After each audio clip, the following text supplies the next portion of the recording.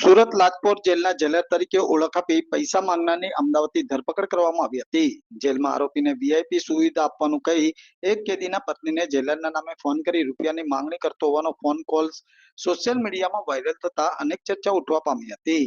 આ આરોપી news channel newspaper મારફતે સમગ્ર કેસની વિગતો મેળવતો હતો. રાજેશ નામનો આરોપી કયા કેસમાં કયો શખ્સ કઈ જેલમાં ગયો છે તે જાણીને કેસ સંબંધિત પોલીસ સ્ટેશનનો નંબર જસ્ટ ડાયલમાંથી મેળવી લેતો હતો. બાદમાં જેલમાં ગયેલા ઈસમના પરિવારના સભ્યોની માહિતી મેળવી રૂપિયાની માંગણી કરતો હતો. આ મામલે પરિવારજનોએ સુરતમાં ફરિયાદ નોંધાવી હતી, જેથી અમદાવાદ ઝોન 2 એલસીબી ટીમે અમદાવાદ ઈસનપુરમાં રહેતા રાજેશ ઉર્ફે ચકો ત્રિવેદીને ઝડપી લીધો હતો. આરોપી અગાઉ પણ નકલી પોલીસ અને અન્ય ખાતાના અધિકારી તરીકે ઓળખ આપીને અનેક લોકો સાથે લાખો રૂપિયાની છેતરપિંડી કરી ચૂક્યો હોવાનું પણ જાણવા મળ્યું છે.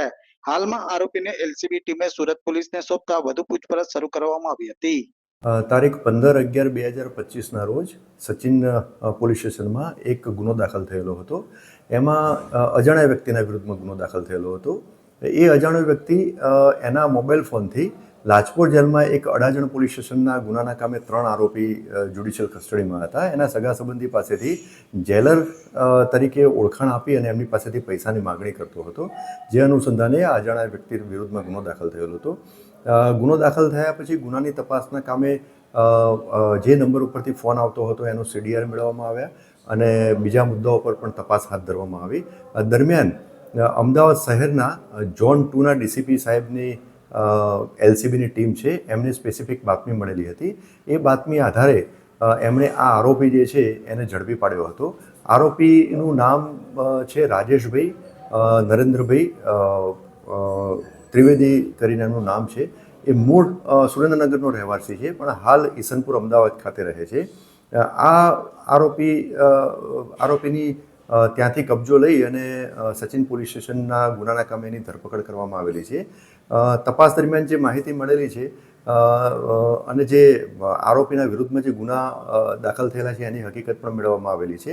તો આ આરોપીના વિરુદ્ધમાં ગાંધીનગર, અમદાવાદ શહેર અને અમરેલી જિલ્લાના અલગ અલગ પોલીસ સ્ટેશનમાં ગુના દાખલ થયેલા છે.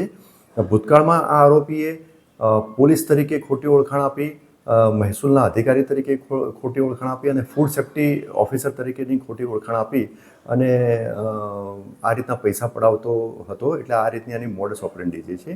આ આરોપીએ જસ્ટ ડાયલ મોબાઈલ એપ્લિકેશનમાંથી અડાજણ પોલીસ સ્ટેશનના ટેલિફોન નંબર મેળવી અને એ ટેલિફોન નંબર ઉપર પીએસઓ જોડે વાત કરી અને પીએસઓને એવું કહ્યું કે આ જે અડાજણ પોલીસ સ્ટેશનના જે ગુનામાં 3 આરોપીઓ પકડાયેલા છે એનો હું એડવોકેટ બોલું છું અને કેટલા વાગે આરોપીઓને રજૂ કરવાના છે એની માહિતી મેળવી. તદુપરાંત આ 3 આરોપીઓના જે સગા સંબંધીઓના મોબાઈલ નંબરની પણ માહિતી એણે પીએસઓ પાસેથી મેળવેલી હતી. એ પ્રકારે આ માહિતી મેળવી અને એમણે જે આરોપીઓના સગા સંબંધીઓને ફોન કરી અને પૈસાની માગણી કરેલી હતી. હાલમાં ગુનાની તપાસ ચાલુ છે. બીજું કે આ જ આરોપી વિરુદ્ધમાં 18/11/2025ના રોજ મૈધરપુરા પોલીસ સ્ટેશનમાં પણ એક ગુનો દાખલ કરવામાં આવેલો છે અને એમાં પણ મોડસ ઓપરેન્ડી સેમ પ્રકારની, એટલે કે જેલના અધિકારી તરીકેની ઓળખાણ આપી અને એણે એક બીજા આરોપી કે જે જ્યુડિશિયલ કસ્ટડીમાં હતા એના સગા સંબંધી પાસેથી પૈસાની માગણી કરેલી હતી. એટલે આ સંબંધે પણ મૈધરપુરા પોલીસ સ્ટેશનમાં ગુનો દાખલ થયેલો છે.